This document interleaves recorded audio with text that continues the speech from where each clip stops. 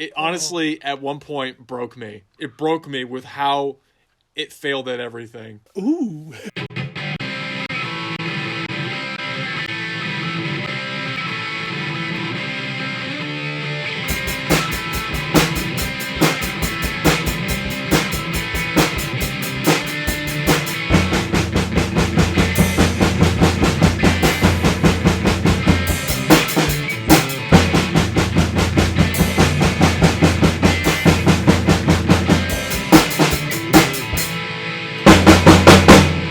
Welcome everyone, we're back again here in Film Asylum. We are your hosts, Colin Peters. John Rashetter. And of course, Jeff Manfred. We have a extreme cult classic that is one of the worst movies that was ever made. This movie is so damn god awful that it's amazing that this was even filmed. Just the title alone is called Samurai Cop. You know when you hear that, you found a gem.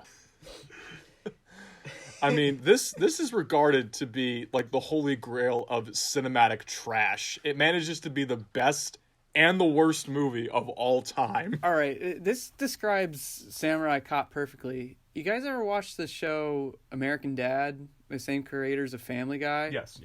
Remember Roger the Alien and how he shits gold and it has diamonds in it? That's what this movie is. Shit, that is gold. While this is a bad movie, it's incredibly entertaining because it's not just like every bad movie is entertaining. There are guilty pleasures. My ultimate guilty pleasure is Ready to Rumble because I know it's a bad movie, but it's so damn fun and I laugh at it. There are movies that are so bad they're good. Movies like Samurai Cop, Miami Connection, Dangerous Men, just to name a few. But then there are movies that are a chore to sit through, that they're so hard to watch because of how boring and uninteresting they are. Showgirls. Birdemic and Manos, The Hands of Fate. Those are movies that come to mind. It's a chore to sit through those bad movies because nothing's happening. It's a movie that came out, I can't even tell, 1989 or 1991. I hear many different years when this movie came out. Yeah, it's hard to say. It's hard to, yeah. The way it's filmed, it looks like it's straight out of the 80s. Like, it's gritty, 35 millimeter. So it's like, I thought it was mid-80s until I had to look up the time because I'm like, what the fuck? I thought 1971. I thought early 70s this movie came out. Well, at one point, it was filmed in the 80s, and then they stopped production. They thought the movie was done. They wrapped. There was no wrap party. As a matter of fact, when they were filming, they didn't even know what location they were going to until the day of, and they were like, oh, where do you want me today? Oh, come here. Oh, okay. Are you sure? And Let's fucking do this. And then when it wrapped and it was done, 3 months later, they got a call back from the director, not knowing what it was, and here they said, oh, we're going to do some more reshoots. Which, by the way, the lead actor has long hair. He thought the movie was done and his agent suggested to cut his hair. So he cut his hair short, had no idea when he got called back that there were going to be reshoots, and the director was like, oh, what the fuck? You fucked up my movie. And he's like, what are you talking about? We got to do reshoots. So they went and bought some woman's wig, which is so blatantly obvious. Dude, the hat on top of it made it even worse. Oh. It made it even worse. It almost came off during one of the fight scenes. No, it did come off in one of the fight scenes, and they tried to put it back on. This is how bad it is. And there was a legend about this movie that it was done in one take. So essentially, they pulled the Ed Wood. Like, if it fucking looked good, they went with it. Well, it didn't even look good, they still went with it. What was the budget for this movie? $1,000? How could they even film a movie for $1,000? Would they pay everybody $20 and say, good luck, here's enough for gas? It checks off all the boxes on what makes a bad movie. Terrible ADR. Lack of editing. Wait, what was there editing? I'm not really sure. Inconsistent lighting. There was none. It was too expensive for them. Yeah, they shot during the day. Because they couldn't afford lighting to shoot at night. But you can tell when the scenes go back and forth, like there's a weird blue filter on one shot, and then it goes right back to being daylight, and it goes to orange to yellow. The color on the screen is so goddamn noticeable. That's because they didn't filter anything out. They didn't use a matte box on the camera. Many shots flare up because they shoot close to the sun. Let's say even the fact that they didn't have guns. They literally had like 5, and literally during a gunfight, they would use the same guns on both sides. So they're watching like, oh yeah, boom, I can shoot this guy fine. Yeah, because you have the only gun in the fucking scene. Even the poster has nothing to do with this movie. Oh, you mean the Maniac Cop ripoff? Yeah. I saw that this morning. I'm like, how the fuck did they get away with that? I'm like, the only thing I could see was it Robert Zadar? He was in both movies. That was it. Maniac Cop. I was like, how? How could they be like, yes, this is what we're using? No. It's so misleading, the poster. Yeah, it's a picture of an actual cop with a samurai sword holding a severed head, and there's some Japanese writing on A it. badge below him. There's barely any katanas actually in the movie. I think there's 2. Used by 3 different people. He's not wearing a police uniform in the movie at all. Never does. Is he wearing And a flight jacket or something? Like a bomber jacket at some point? a bomber jacket? He wore a bunch of denim. I mean, or he's shirtless. He's wearing a Canadian tuxedo 90% of this fucking movie. Speedos. Ugh. And there's no time where it actually takes place in a city. Like, there's a city background, but it looks like it was done, like, in the suburbs of Los Angeles. I believe it's supposed to be in Los Angeles, and he transferred from San Diego. Yeah, it's briefly mentioned. Amazon Prime has it right now. You can watch this fucking shit show for free. And the second movie. Yes, there are 2 other sequels that go with this fucking shit show. And a Blu-ray release. For everything. I am literally dumbfounded by this movie. You cannot try to make this movie fail. But they did. They actually did. There are other things. Bland camera work, boom mic in the shot once or twice. A laughable script that for some reason couldn't even be memorized. A lot of actors was flubbed there their lines really a up. script? This felt like it was shot in an afternoon, fucking by 5 assholes that really were just like, fuck it, let's just do this. The actors do look directly at the camera multiple times, and it has pathetic sex scenes that aren't actual sex scenes. Their idea of a sex scene is just a guy and a girl rolling around a bed nude making out. Today's. Yeah, that's their idea of a sex scene. And this is all within 20 minutes of the runtime. So they're trying to save this movie with gratuitous nudity and gratuitous violence, if you want to say. They clearly did no research about what actually happens in a police precinct, what the procedure is for It looks like investigation. it was filmed in a convention hall. Because, like, they have carpet fucking everywhere. The chairs don't even match. I was like, oh, my God. They're so obvious that when there were supposed to be people in the same location, you could tell they were different locations. Even when they're filming in in a room, air quotes, because I'm doing it while I'm trying to talk. But it's the fact you can see that they're shooting into a corner of a totally different fucking room. Mm-hmm. Like, they're like, oh, this person's talking, let's show this person. And all of a sudden it's like, they'll show another person in another corner, which does not match the rest of the fucking room. Absolutely not. The restaurant scene. Yeah, that's the one that, like, sticks out to me right now. I'm like, ugh. At the very beginning of the movie where they're at the bad guy's house and they're all outside, and you look down and you see this tennis court.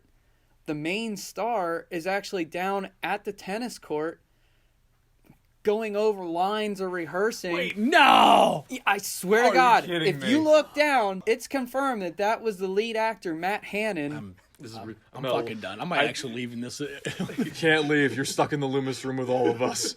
Now, I think there's one reviewer I do follow, Fanboy Flicks. His name is Mark from Toronto, Canada. He did a good review of this movie in 2 parts. I think he had the best quote of all the reviews I've seen. He said, and I quote, "I've never seen a film try so hard to not make sense." Yeah. It's dead on how true that is. I gotta ask a question. When you first saw the intro or heard the intro music for this movie, did you want to play Sega Genesis or Super Nintendo? I did. Yo, the 8-bit sound that they used, I was like, what the fuck? And even right off the bat, you're confused because it just cuts right to a character by the name of Akamura, played by Gerald Akamura. It just says, "We're not an established gang." And they just goes on about what it takes to be a gang. He even quotes Al Capone for some reason. And then we get the famous line from Red, played by an actress just named Cameron, "Here comes the boss." And you play this really cliched, like almost like offensive Japanese tone in the background as Fujiyama comes on screen. Yeah, nice aviator sunglasses, buddy. I can see the crew in the reflection. And then the next shot, they're gone, probably because they could see the crew in the reflection. is there a plot? Well, I guess the basic plot is that this gang is, I guess, into drugs and cocaine. What? And Wait, there was something about... I just thought something stupid happened. They were like, we're going to kill people. And then to stop the gang, they recruit a guy from San Diego, as we mentioned before, whose name is Samurai because he received his training from the Masters of Japan. The reason why they brought him in, just so they could specifically use him to bring the gang down. And the gang is called the Katana Gang. They're not Yakuza.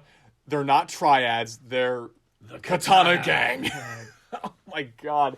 Da-da-da. And they actually play that. There's a theme where, like, I don't even know how to describe the scene because the emotions are just all over, if there are any fucking emotions. Yeah. But yeah, when it's so miscued yet. Like, I think at one point Joe Marshall, Samurai, says, "I'm a cop," and you hear dun dun dun dun dun. It's so out of place. Clearly, they couldn't get enough Japanese actors to be in this Katana Gang because half the gang is Caucasian men and women. It's sad because then they decide to go to this location in Los Angeles to basically kill a rival Chinese gang that's like taking over their territory. Here's a quick fix. Why don't you bring those gang members from the Chinese gang into your gang and have it be another gang of like Caucasian people or African American or Hispanic? Because clearly you didn't have enough Asian actors to be in your gang, so you had to have white American men and women in your gang, in a gang called the Katana Gang. And the oldest fucking member has this amazing mullet the whole time. It does. Dude, it's bad. I mean, like, I didn't notice it till the end of the movie. I was just like, dude, this is Why is he even in the gang? He's like 900 years old. Like, oh, you gotta love the first classic ADR line from the one Chinese gang member. "In no way we go under Fujiyama's flat." Like, dude, we can tell that's not your voice, man. That's the director trying to warp it in weird ways to make it sound Asian. And not only was the director warping his voice, but he warped, like, 80% of those guys. Robert Zadar's character and the red girl, they leave the hospital. You get 4 people at the same time going, "Hey, wait a minute." And you hear them, this electronic, like, "Hey, wait a minute. Hey, wait a minute. Hey, wait a minute." yeah. Like, in a row. Yeah, and every time they get hit, it's like these typical cliche, "Oh." And then, okay, they kill the Chinese gang, and like the job is done. Like, we don't even see the bodies; they're just they gone. don't even kill him. The one dude gets stabbed, who's like the leader. Yeah, And you see him walk away. He could have survived, and they just have these random cuts. There are so many random cuts in this movie. You think there would be some build up to show some tension and then the ease. No, it just cuts to Robert Zadar going, "Job is done." Then it cuts to a police sign. About that police sign, I could tell that they were working with very little film because right before the shot cuts to Frank and Samurai in the next scene, it clearly starts flaring up because when the motor's stopping, they didn't let it run off in enough time, because I know when you're editing a movie, you'd like to maybe give a second or two after the director yells cut to give some room for buffer. But it just starts flaring out at the very last second with the police logo. You can see it clearly when you're watching this.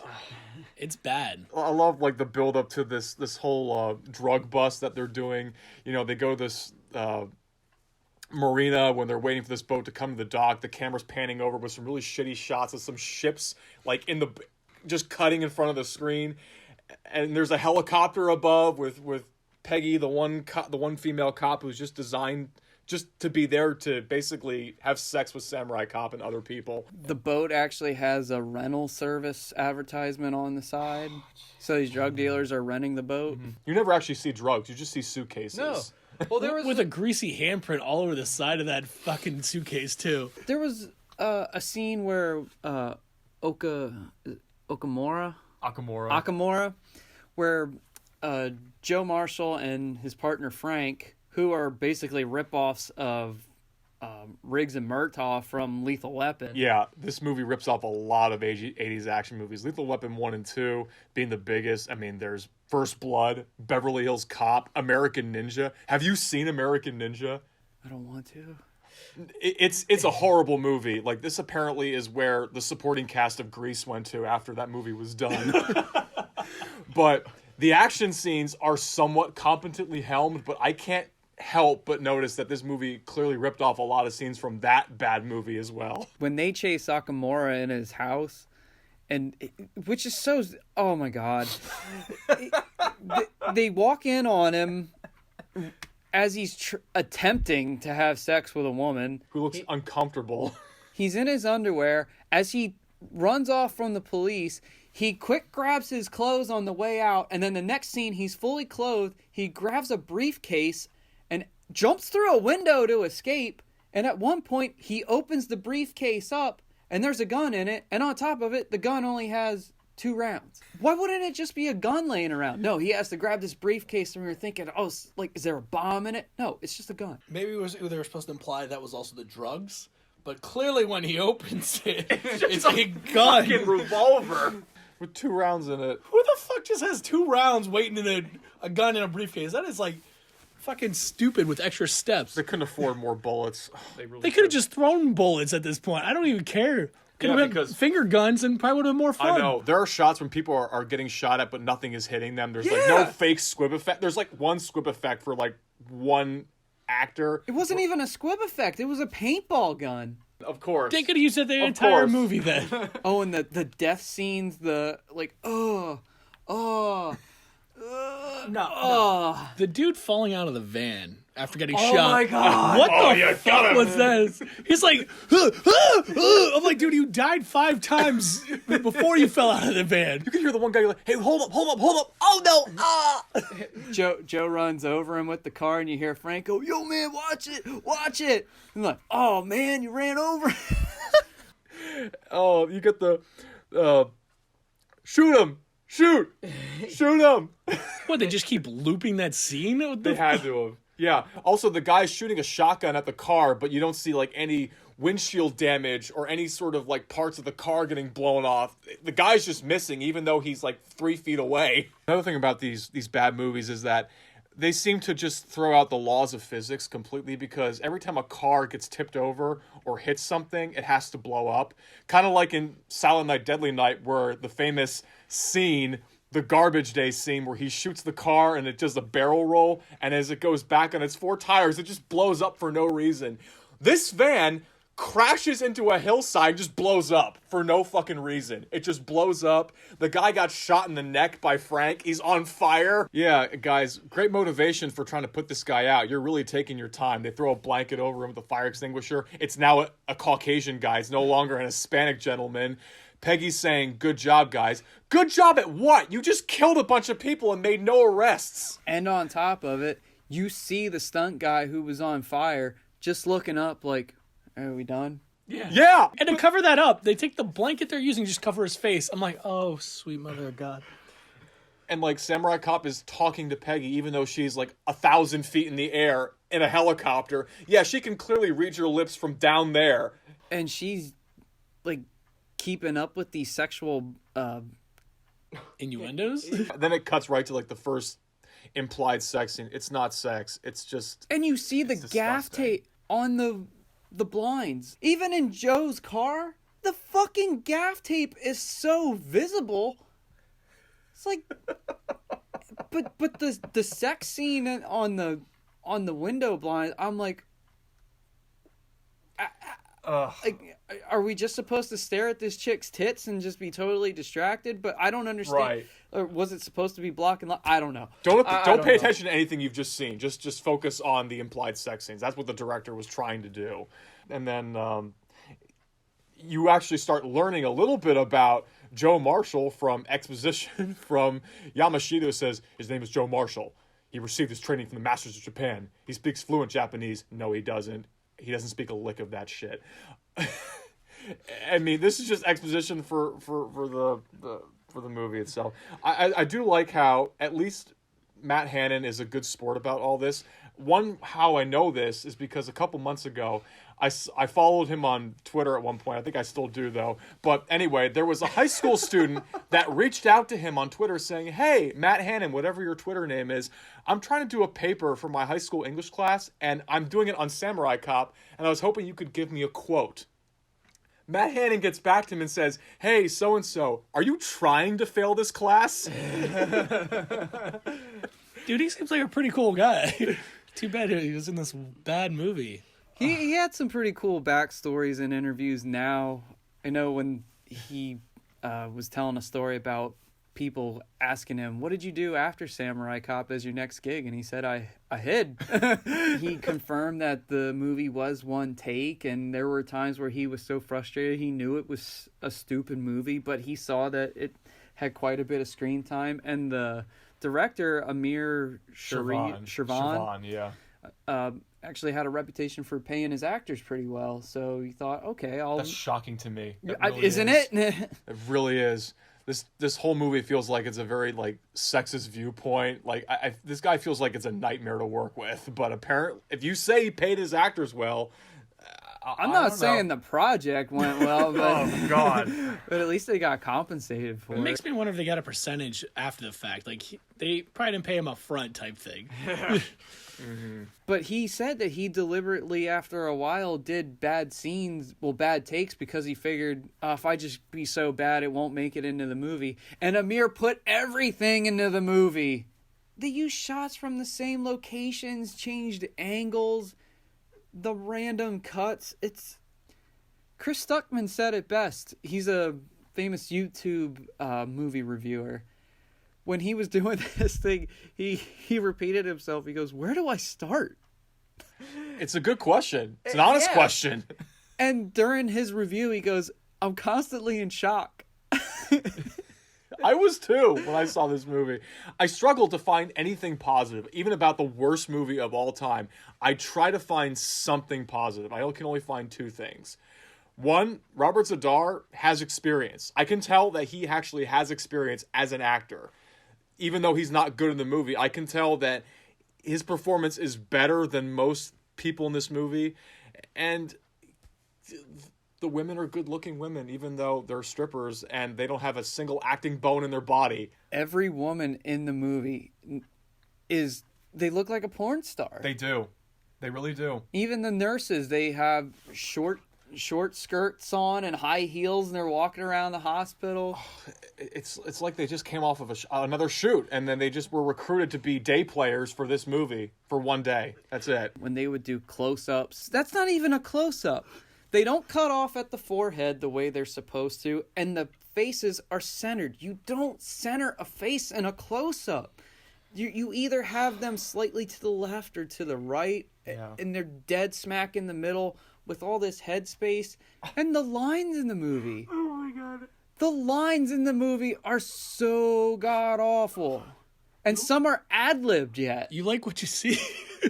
Yeah. I love what I see. Oh my God. That's the worst scene in the movie. It's indescribable how bad this encounter with the nurse is. Oh. The first nurse that Samurai... He's there to basically just bang every woman. He's a terrible character.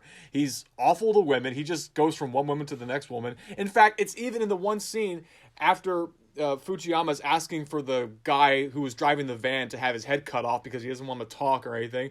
I wanted to see that guy's severed head on the piano, and I never got it. I was so angry. Yamashita says, I will put that head on your piano. I will bring you his head. He doesn't do it. It goes to the police scene, and then... wait, you got to bring up, Yamashita is played by Robert Zadar. Yes. Listen to the name. Yamashita. Played by Robert Zadar. He's an American actor playing a Japanese character who apparently is also very skilled in the art of martial arts and hand-to-hand combat and swordplay. Oh, yeah. He's very good at all that stuff too, because even Fujiyama points out, I know there's a samurai in you too. This guy named Samurai can't stand up to you. Like, oh my God, dude, shut up. Just shut up right now. Seriously, you're not intimidating at all. Sorry, every time Zadar's in a scene, I can't get past the fact his chin is bigger than the rest of his fucking body. I'm watching this and I'm like, there's something wrong with this fucking guy. Then I'm like looking, it's like his chin seems like it's fucking so big it doesn't fit his body. Like we said before, like the moments that are actually funny are the ones that are improv, especially when like another woman from the police precinct comes into the room where Samurai's talking. He touches her hair, then swats his own hand away because Peggy's watching him. Like, hey, you dick, you were just with me the other day.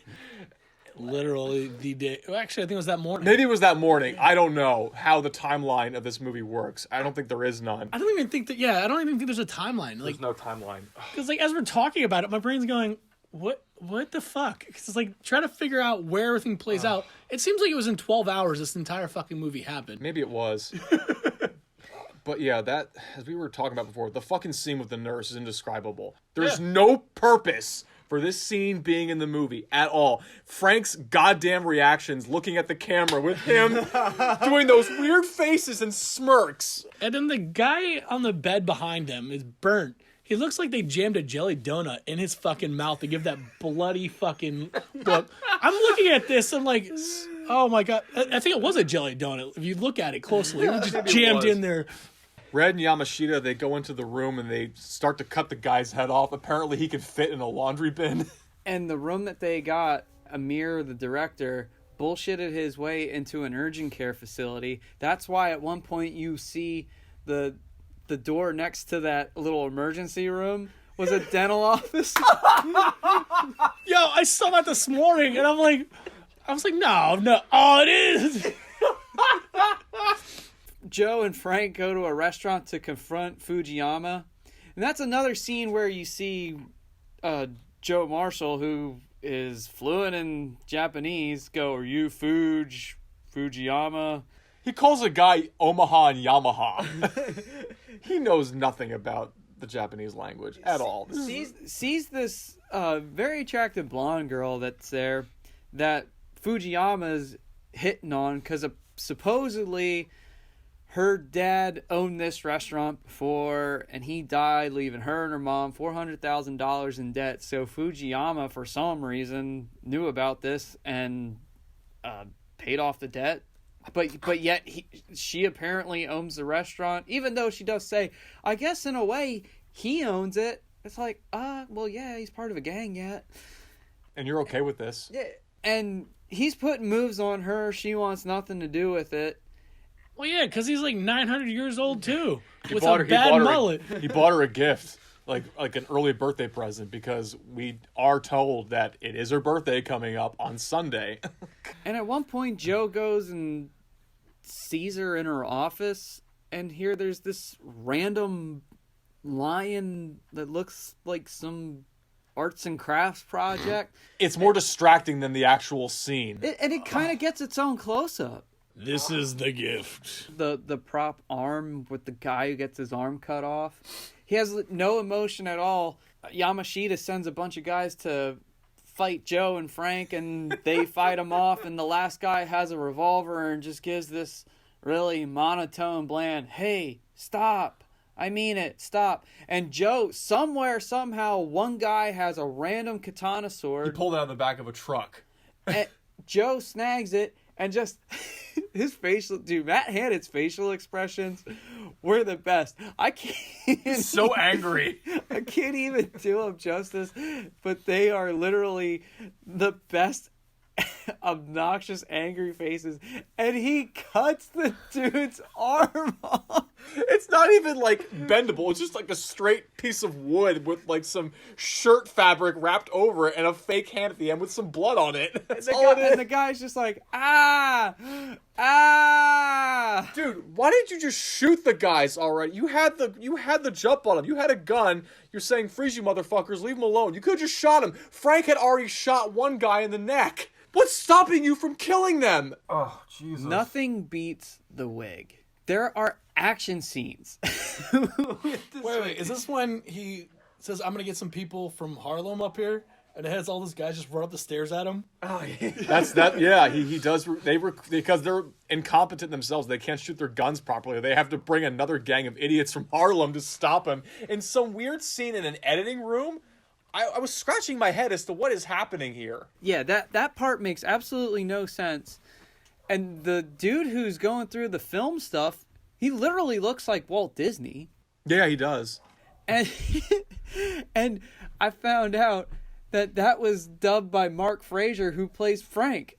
Oh my god. So obvious ADR. There's another awful ADR moment that happened before this, and it was like with Red and Yamashita escaping the hospital. How they're outside the car, you hear dialogue, but their mouths aren't moving. And then he beat up those 4 guys that were like designed to stop anybody from going into that room. He cuts the guy's head off. There's no music, but you expect there to be music during this decapitation scene. Like, you could have easily put those dun-dun-dun-dun in there, and it would have made it kind of more entertaining. They didn't even put a sound effect in. No! Dude, It's that's like just a hot dead knife through air. butter. It's dead air. It's, oh god. And then there was one moment that made me laugh out loud is when they're driving One away. moment? Yeah, the one moment that was improvised. Robert Z'Dar starts waving at the people he just beat up in the hospital parking lot. Listen, I've said this before. Steven Seagal is cock puncher, but Z'Dar, I think it took it on the. Puncher. I think Z'Dar took it in this movie. He straight up like punched those guys in the neck and the dick. I don't even know how at the same time. We forgot about one other important character in this movie, the captain. I call him Captain Clueless, because hate to break it to you, buddy, but nobody lost a fucking hand. Even though, an officer lost his hand. Like, no, they didn't. No one lost a fucking hand. Yeah, some guy got his head chopped off. He flubbed his lineup up talking about the Japanese katana gang. And at the very end of the take, he gets kissed on the head, and he goes, "You motherfuckers!" And he just pauses there, because in film etiquette, an actor waits until the director says cut. They should. No matter what. And then he sits down with a smile on his face. He was expecting them to say cut. He's like, okay, because he's not going to say cut. I'm just going to try and act some more, I guess. I don't know. And the other character, Preacher, he flubbed his line up saying, there was, we heard a thing. Like, dude, first of all, get your line out and wipe your fucking nose, because I can see the snot right below your nostrils, man. Come on. Oh, and when the Katana gang goes to his house, and at one point they hold his wife hostage, saying, "Oh, we're gonna kill her if you don't give us Joe Marshall," and they like rip her shirt open to flash her tit real quick. I know. Like, why? But here's the thing about that whole scene. If you take notice, on the walls, it's all this like black belt martial arts stuff. He doesn't use it once. And then when I first introduced the character in this scene, he's lifting weights in his underwear. Yeah. And is that, I think, a wife beater? Tank top, wife beater, whatever. And his wife is legitimately just bitching at him the whole time. He's like lifting like a 5-pound weight in his one arm. Like, oh, he's really getting jacked for these guys. Then they go to, is it Peggy who was in the helicopter? A little bit later, they go to her place. The first chick Joe Marshall fucked. Fuck.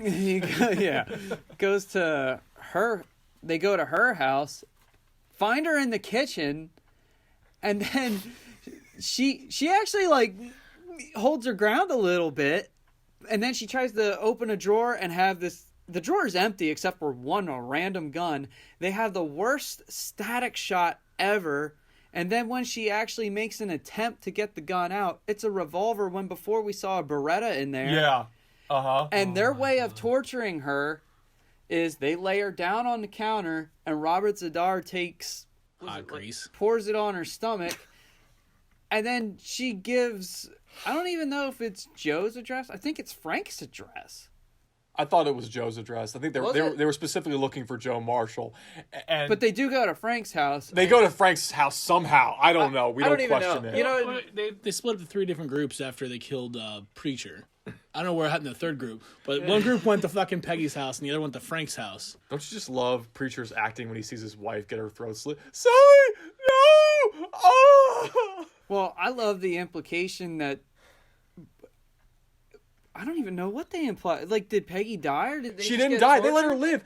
Their thing is this whole code of silence where they kill their own people because they don't want them to talk, and they make sure that no survivors happen. But she survived with just some burn marks on her stomach. They actually do go to Joe's house. Frank tries to warn him, but You forgot. The guys that show up at Frank's house, Frank's getting out of the shower, and they threaten to cut his dick off.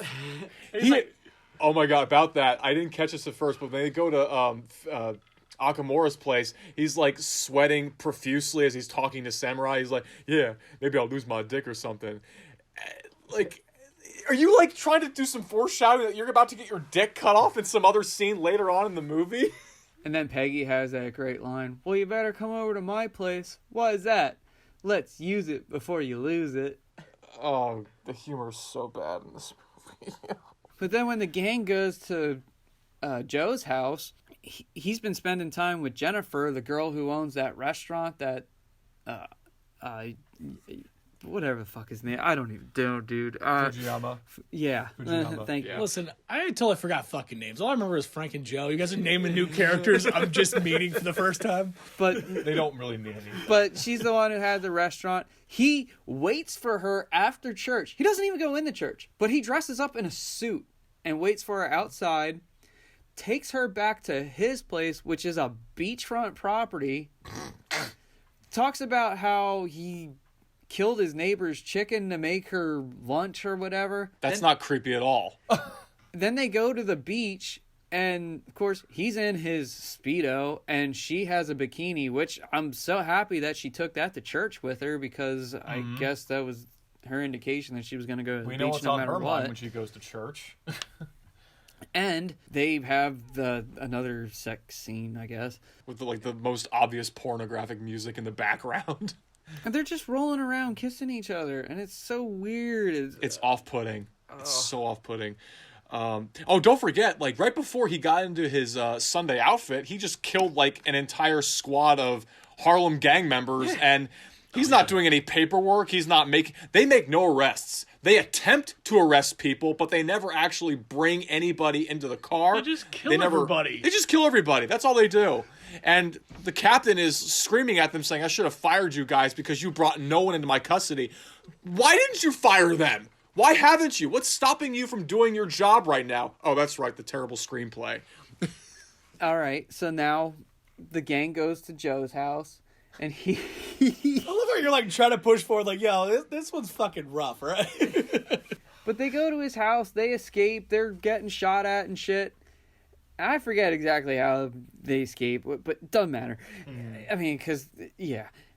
But when Jennifer goes back to the restaurant, her mom's at the office, and she goes, where were you? And she's acting like everything's great. Like, oh, hey, I got a new boyfriend. I had a wonderful day.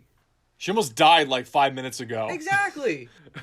Oh, that was 5 minutes ago. She's fine. She's totally fine. She's in love with Samurai because he's going to treat her right. He's never going to put her in any danger. And then Fujiyama walks in on her talking about him, and he gets pissed, and then he kidnaps her.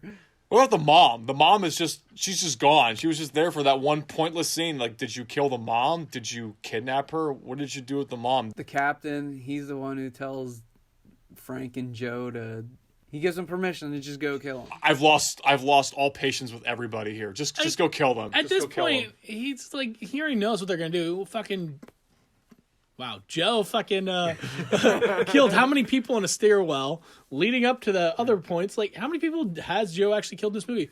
Almost everybody. Almost much. everybody. I'm surprised he didn't try to kill Peggy and the captain just for no reason at all. Because, that's what he does. It's so, like, the choreography, like, what choreography? There's no fight choreography. There was nobody on set. They tried to have choreography. Okamura is actually a master in some martial arts. He form. provided I most of the forget. weapons for this movie, too. And they said you could tell that they just wanted to rush it, and he was like, this is so horrible.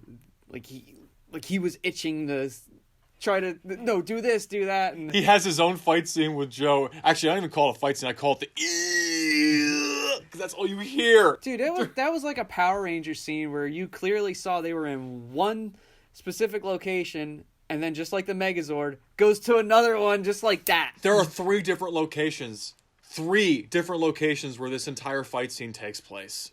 Dude, isn't the fight like 30 seconds, though? Because it was short. How do you not just go back to the first location where you first started the fight scene?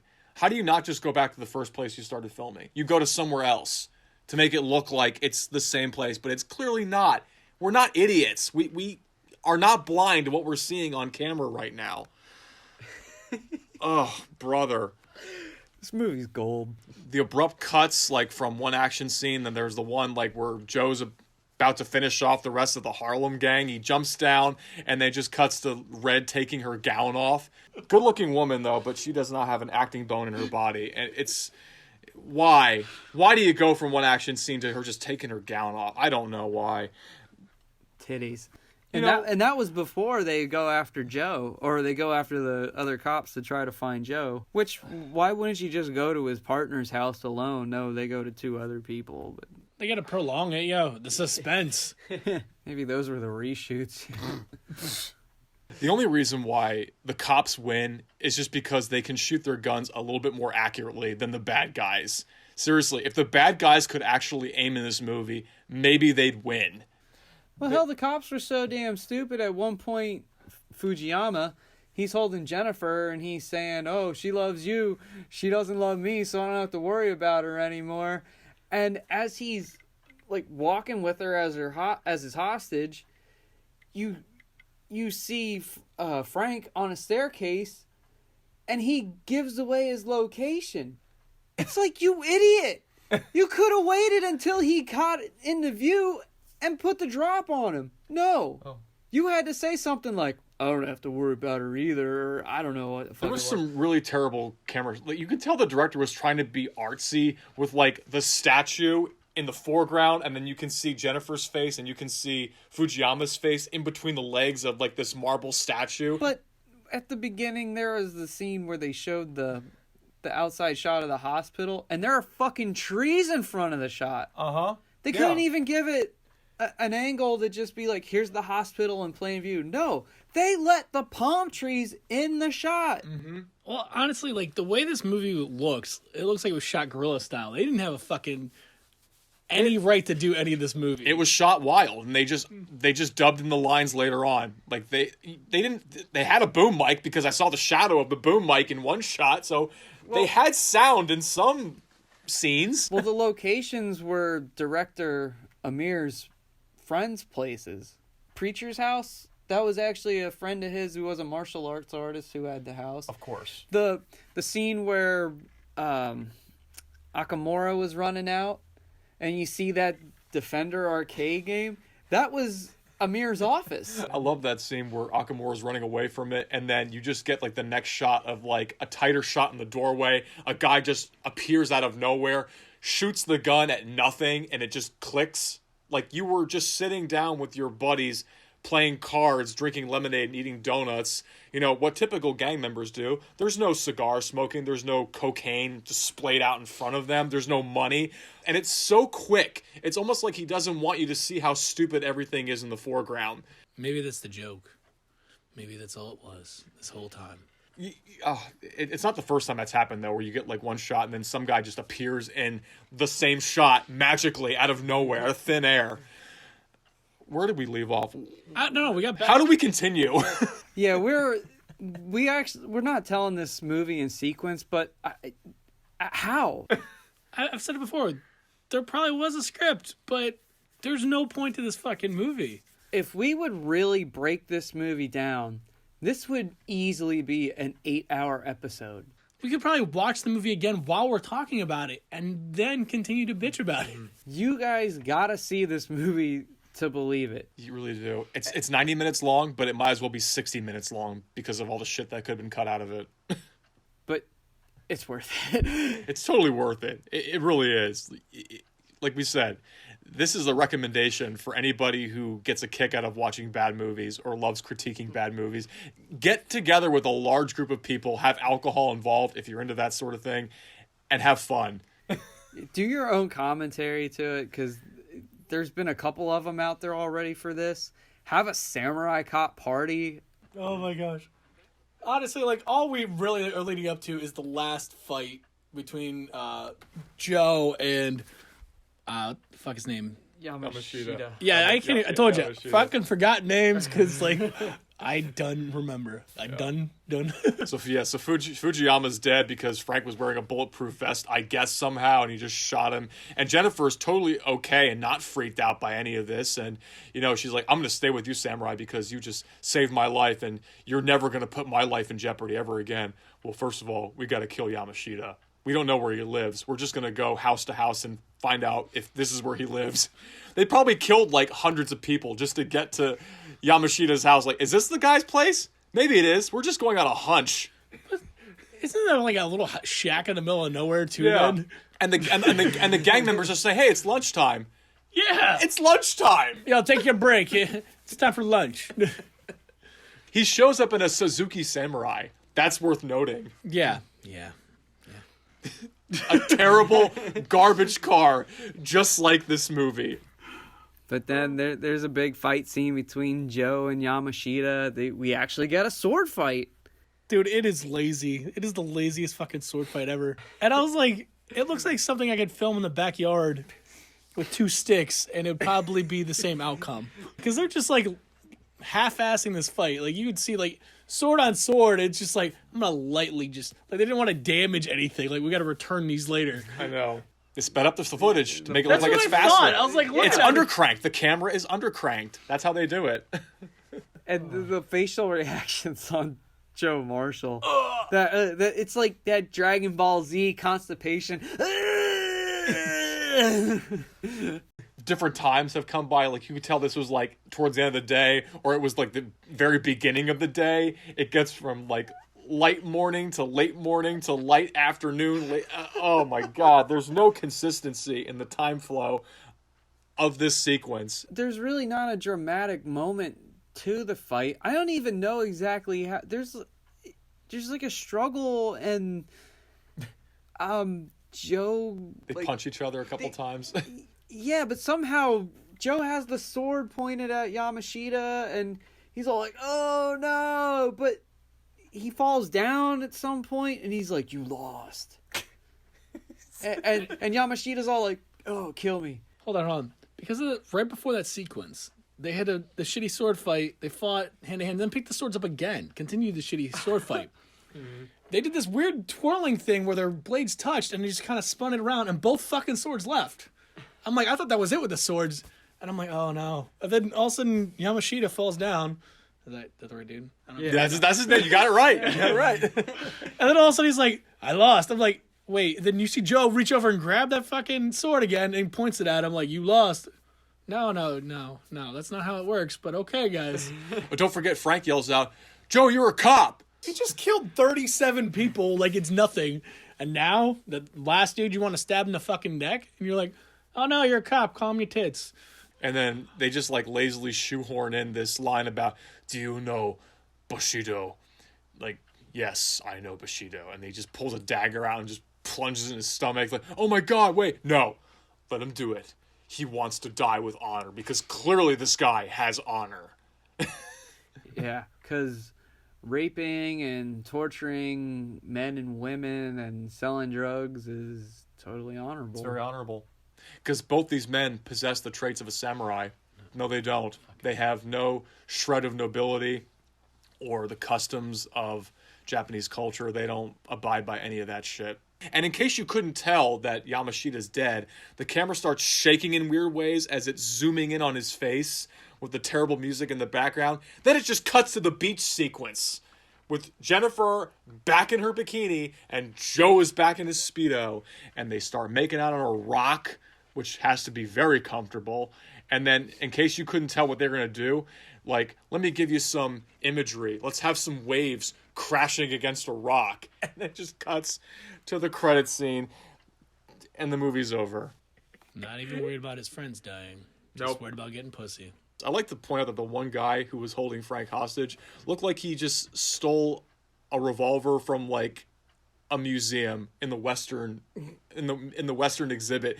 It looked like something Wyatt Earp would have in his collection, and he has it. Oh my gosh! Like it's a single action, not a repeater. Like it looks fucking ancient. I have a body count. You have a body. I did have a body count. Now, I don't. If we're counting the Chinese gang that maybe got killed in the beginning and maybe didn't get killed, they said the job's done. So I'm going to assume that they're all dead. So if you throw those guys into play, the body count for this movie is 40. Hey, I wasn't far off. You weren't far off when you said 37. Like, oh my God, he's actually close to the actual body count of this movie. Jennifer's not Jennifer. Peggy's not counted because she just had some burns on her stomach and they didn't kill her because they just let her live, which is bizarre to me because they kill everybody that they encounter. Oh, brother. Samurai Cop. The crown jewel of cinematic trash. I was in stitches when I first saw this thing. I couldn't wait to tell Jeff about it. Yeah, and like we watched it, and my wife wanted to murder him. No joke. Like, she straight up still fucking wants to murder him because of this fucking movie. Put it this way, I asked her if she wanted to watch it with me yesterday. She said she would rather go to work and get the fucking coronavirus than watch this piece of shit fucking movie. You know where she's at? She went to work this morning. I still like how your daughter watched the whole thing. Oh my God. She was glued to that fucking screen. I'm like, listen, kid, there's better movies out there. I was calling her name. I actually sent pictures to these guys because she was staring at this movie, probably trying to comprehend what the fuck is going on. What are they going to do next? Yeah, it was like, it got to the point where I'm like, I was more interested in watching her watch this movie because I'm like, at some point she's going to stop. No. Like, literally, she moved around the room glued to this fucking screen. After the quadruple homicide, she was thinking, "Oh, the restaurant's still open! Yay, that's good." There's no yellow tape. The whole area is not quarantined. It's people acting like nothing ever happened the other day. A car blew up. 4 people just died. They're cracking jokes about Frank's ass being burnt charcoal black. It is black. Right on. All right, put it this way. Like, first time I watched this movie with Colin and my wife was actually done by the guys from Mystery Science Theater Riff Tracks. Well, they now recently have done it again as a live show, which I was watching this morning before these two showed up. And I'm like, I couldn't figure out what was missing because it's like, they had to add in a short at the beginning. So I got halfway through it and I realized they cut out all the nudity. I'm like, the best part about this goddamn movie, and they cut it out. And I got mad about it because it's like, because I'm watching this again. Like, yes, they're adding in their jokes. It's funny, but I'm like, but it's coming to a part where you're like, oh, something good's gonna happen. No, it's not happening now. I think straight away to cut to something else. It wrecked my morning a little bit.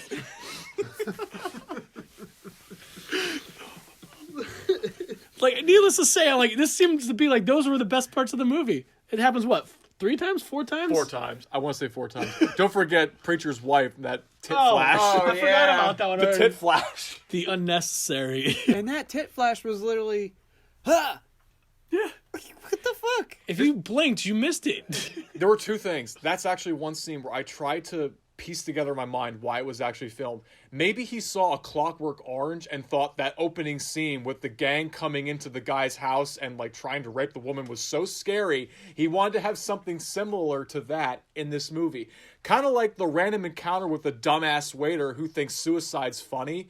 They had the lines where it goes, "Who shot him? He. Who? Him. Who's him? Himself. Oh, he committed suicide." The only reason I could think why that scene was being filmed is because he was trying to make his own take on the famous Abbott and Costello bit with who was on first. That's the only thing that made sense in my mind. Beyond that, I have no idea what the fuck he was thinking. Congratulations, Samurai Cop. You actually got made when there are people out there that have real good ideas on how to make movies, and yet you're a living example that you exist. And some films never get made, but you did. And have a cult following, a Blu-ray release, and 2 sequels. Actually, they released a documentary about the movie last year, too. And it's on Blu-ray. It's literally called Samurai Cop, the documentary. Give me a fucking break. Every bad movie, I guess, needs to have their own documentary. Troll 2 has its own documentary. Oh, my God. I had heard that the second movie got funding, and then on top of it, they had a Kickstarter, and people donated to the Kickstarter to get the sequel made. Did you donate to the sequel? Fuck no. But hey, kudos to them to have a fan base like this. It's the action-packed version of The Room. Yeah. Yeah, it's the best way to explain this. If you don't have the budget or the talent to make a movie like this, don't make a movie then like this. Make something simpler, and maybe it would have been a lot better. Listen, clearly they didn't have a budget.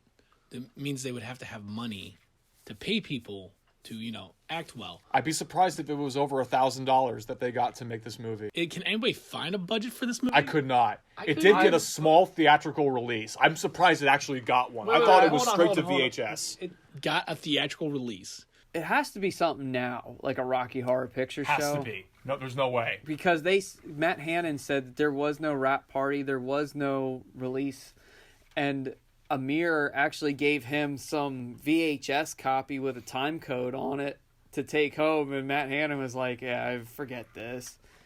But I believe he did say Amir got $50,000 for the movie.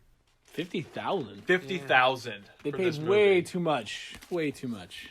But here's the funny thing. Like, as we're talking about budget and everything, I looked up to see how much this fucking movie made.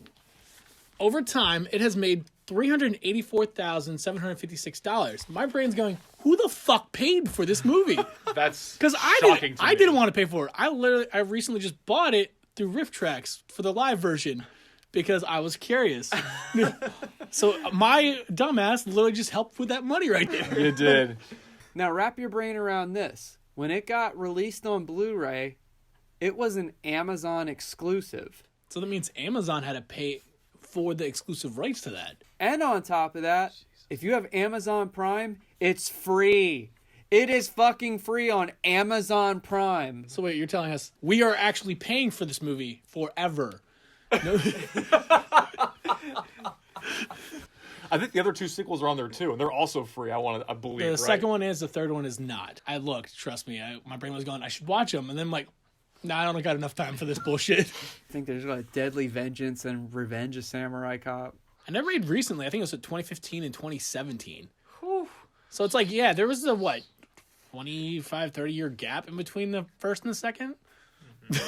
At one point, they said they actually thought Matt Hannon died because he did legally change his name, and his daughter goes to film school. She said, Dad, you should really make a video about saying that you're alive, and he was like, nah, I think it's stupid. I don't mind still being lost in obscurity.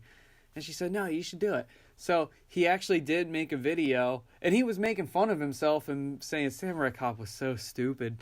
But he didn't realize his daughter uploaded it to YouTube, and he was like, what did you do? I'm alive! But I gotta say that Matt Hannon, in interviews, he really is such a good sport about it, and he recognized it even during the filming that this was a piece of shit movie. You can physically see it on his face in several scenes. Like, it's And he straight up admits just it. disgust. Yeah. He said he did it on purpose so that he hoped that it wouldn't be in the film. And what did the director do? He put it in the film. He could have shot an image of a dog on the street, and it would have found its way in the movie. When at one point there's a guy, I forget what scene it was, but Joe's chasing one of the guys, and he goes to arrest him, and he trips over his own feet. Yeah. You see the guy running, and there's a dog from a fenced-in yard, running after the guy, hey, you want to play? I didn't see that. I was distracted by the really shitty tattoo on his arm when he was getting arrested. Oh my god. It's a dragon tattoo. They probably thought, hey, we're an Asian gang. That's Asian-like. Let's put that in the movie. Make sure you get a tight shot on it. Could be the katana symbol, which never shows up anywhere. So they tried to use every stereotype in this movie. Listen, normally I go on a rant. I'm like, I can't even rant about this movie. John did enough for me, and I'm like, wow, I'm impressed. I'm learning from the best. I tried to think of in my mind how the casting process went down for this movie, because none of these guys are actors except maybe Robert Zadar. And would you really call it acting? Dude, Maniac Cop, he really didn't do much. He punched Bruce Campbell was in that movie too. It's Bruce Campbell. That's two different people, man. Bruce Campbell still has a career. Well, obviously, that's messed up. I mean, you can make a career making bad movies. That's what kind of Robert Zadar did. But I got a question. So you said that Robert Zadar and Bruce Campbell are in the same movie. Did they fight each other? I think at some point they did, because I remember Bruce Campbell getting arrested for the murders. I know he definitely in the sequel he does, because Bruce Campbell gets killed by the Maniac Cop. So we got the Battle of the Chins in there. Oh my god, yes. Yeah, it's like they had a flyer and just said, hey, you guys want to be in a movie? Matt Hannon's agent said, hey, you might want to check out this movie, Samurai Cop. Oh my gosh. His I would agent- fire him after the fact. Really? No, get the fuck out. After Out. day one, fire the agent. They said Mark Fraser actually had theater training. Well, Matt Hannon actually had training as well. He did do drama stuff growing up. Did he, though? It doesn't say how good he was at it. He had training. And Mark Fraser, like I said, apparently had theater training, and I believe it was his first or second, an early movie for him. And that's why he would look at the camera at times when he would get direction, like, you seriously want me to say it like this? And Amir would just say, yeah, Mark, just laugh. And that's why he'd do that. Yo, counselor, we'll see you later. Ha ha ha ha ha. There was a scene where they had a couple ad-libs, and Matt Hannon says to Mark Fraser, because Matt Hannon jumps over the fence and Mark Fraser crawls under, and he says, why'd you go under? And Mark Fraser says, because I'm an undercover cop. This movie is just a pile of shit, but it's damn entertaining. At least it kept my attention. The action sucks. There's no tension. There's no concern for the leads. There's no vulnerabilities, no characterization of any kind. None of these actors look like they could have ever pulled off by being in a gang or cops. Anything. Even the lawyer couldn't pull off acting like a lawyer. Oh, yeah, I forgot about the lawyer. You know what? Tomorrow morning I'm going to file a lawsuit against you in the police department. The courthouse is still open for another couple hours. All in all, Samurai Cop is a movie that we recommend that you see one day. If you like bad movies, if you don't like bad movies, just watch this one. Part of you will feel like it's a waste of time. I did watch Lethal Weapon last night, and I was like, okay, this kind of removed the bad taste that was Samurai Cop. The movie Lethal Weapon was the movie. This movie ripped off completely. Believe it or not, I do have a favorite scene. I was going to ask. I was curious. I'm sure I know I can guess what it is. It's Peggy, isn't it? Just to get it out of the way. Peggy was my favorite tit shot. So yeah, I liked her the best. But my favorite scene, it gets me every time, dude. Even if I just watch GIFs online, it gets me all the time. Wait, is this the nurse scene? No. Oh, well, no, that was damn good too. But I love the fight between Akamura and Joe Marshall, because the wig fucking comes off and Akamura knows it and he tries to put it back on. Wait, is that when he grabs his head to like punch it? Oh, that's right. Yes. Oh. I see it all the time, and it's like you can see the cut hair and the wig come off. I'll have to re-look that up because I don't remember. It's a GIF. Dude, I swear I sent it to you guys at least once at some Probably. point in my All I life. remember is mainly the face of Frank. The ooh. Ooh. Would you like to fuck me? Ooh. Do you have a least favorite scene? The whole movie. I'd say the 96 fucking minutes. The rest of the movie. My least favorite scene's the end credits when it ends because I want more. So, what's your favorite tits, guys? My favorite tit shot was Red. That's my favorite tit shot. It's a tough call between Peggy and Red because, Jennifer really had nothing going on for her. No, she didn't. No. It was depressing. Now, do you have a favorite scene, Johnson's? Oh, God. Because I know mine because I mentioned it already, dude. That nurse in the hospital is probably the most awkward and out of place scene. But yet it is so damn entertaining that it's like, it is funny as shit. Between the interactions between Joe and her, and then Frank's fucking reaction on top of it, it kind of, I think, is the best scene we got going on here. I think even you can just look that scene up on YouTube, and I believe it's called Horny Nurse Scene. Oh, that's probably my favorite scene, too. The one that doesn't make any sense at all, but my God, it's so damn funny. Just because a combination of the shitty dialogue, the fact that Frank speaks into the stethoscope that she's wearing, says, bingo. And Frank's reactions to the camera, he doesn't give a shit. Like, he's reacting to something else going on, too. Just like, ooh. No. I did like that she dissed him completely and just walked away from him because it was the one girl that got away from Samurai. Oh, by the way, Frank does that look in the sequel. Why? Of course he does. And you can tell it's on purpose. It's Absolutely. It's a nod to the first one. Absolutely. Because they even said they know you can't capture the magic that was Samurai Cop. Is it magic or a curse at this point? Dude, they got a career out of this. It's a small one, but it's a career. It's a small, somewhat memorable career for all the wrong reasons. It's bad. All right, like Honestly, it's good for a good laugh. Like you see everything. There is no. They just laid their cards on the table. Like, hope for the best. I'm all in. This really is one of the greatest unintentional comedies I've ever watched. I mean, I've seen some pretty good shit with the classic guys like Bill Murray and Dan Aykroyd growing up. But this was a whole nother level of nonstop laughing, and the laughing that you get isn't just a ah ha ha here or there. No, it's oh my god, bust out, hold your sides, because you're gonna have stitches. Yeah, if there's one thing to take away from this movie, I'll say, is that in a weird, strange way, it is inspiring because, as I said, this movie happened. It got made. It happened. It was shown in a limited release, and it has a cult following. It honestly made me want to go out and start writing screenplays.